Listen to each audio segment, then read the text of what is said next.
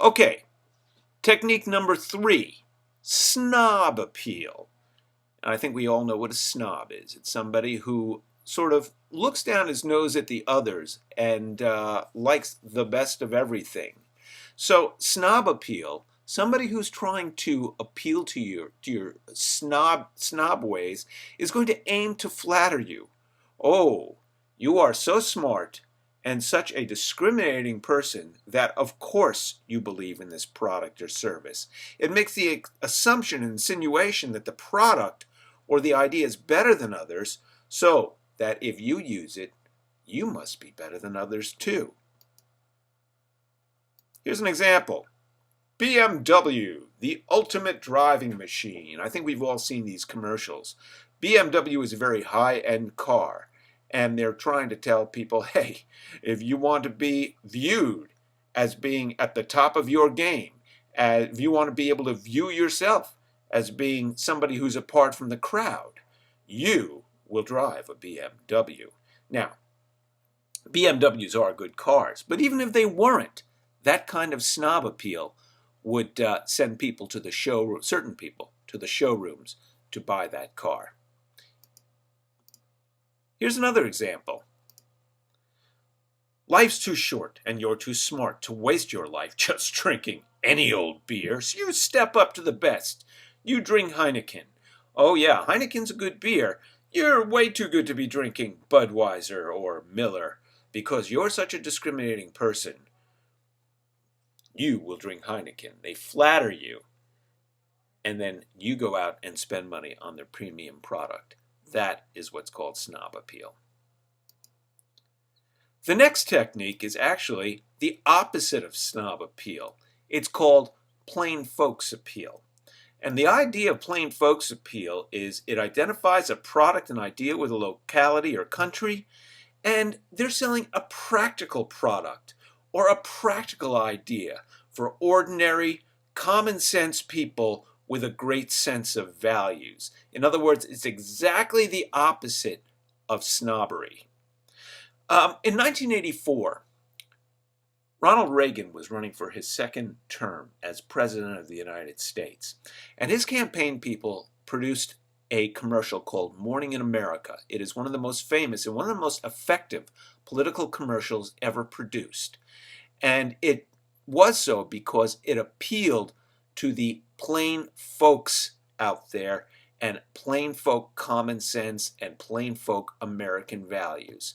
Let's watch. It's morning again in America. Today, more men and women will go to work than ever before in our country's history. With interest rates at about half the record highs of 1980, nearly 2,000 families today will buy new homes, more than at any time in the past 4 years. This afternoon, 6,500 young men and women will be married. And with inflation at less than half of what it was just 4 years ago, they can look forward with confidence to the future. It's morning again in America. And under the leadership of President Reagan, our country is prouder and stronger and better. Why would we ever want to return to where we were less than 4 short years ago?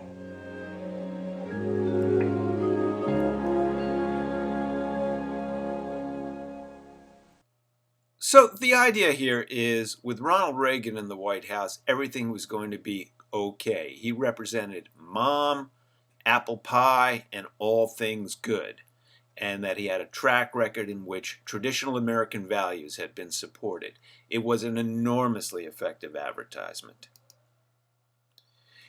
Here's another one. The State Farm Insurance Company has a motto it's had for decades and decades and decades. It's like a good neighbor, State Farm is there. So they produced this commercial several years ago that appealed to the plain folks' value of neighbors helping one another. You and I must make a pact. We must bring salvation back. Where there is love, I'll be there. I'll be there. And oh, I'll be there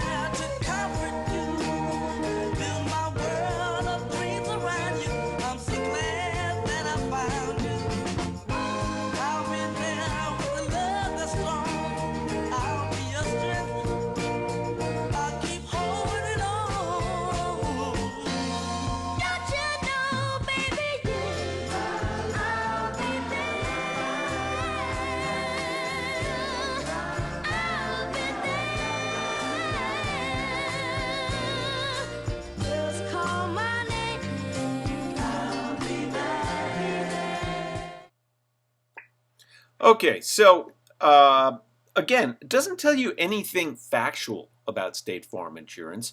Doesn't tell you how good a company they are. Doesn't tell you anything about why they may be better than any other company based on fact. No, totally an emotional appeal to that plain folks value of helping your neighbors. If you're somebody who values your neighbors and wants to help them and be helped in a time of need, well, State Farm is obviously the company for you. Plain folks. Okay, so let's summarize what we've seen so far.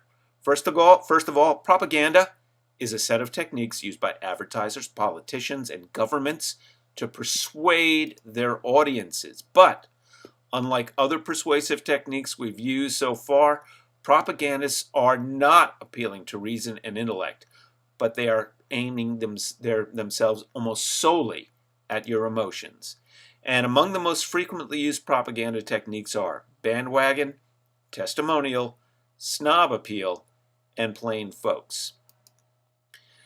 As we move on to the next section of this presentation, we're going to look at how leaders of Nazi Germany used propaganda to realize some dark ends, how they used propaganda techniques to twist truth and kill millions. That'll be in our next section.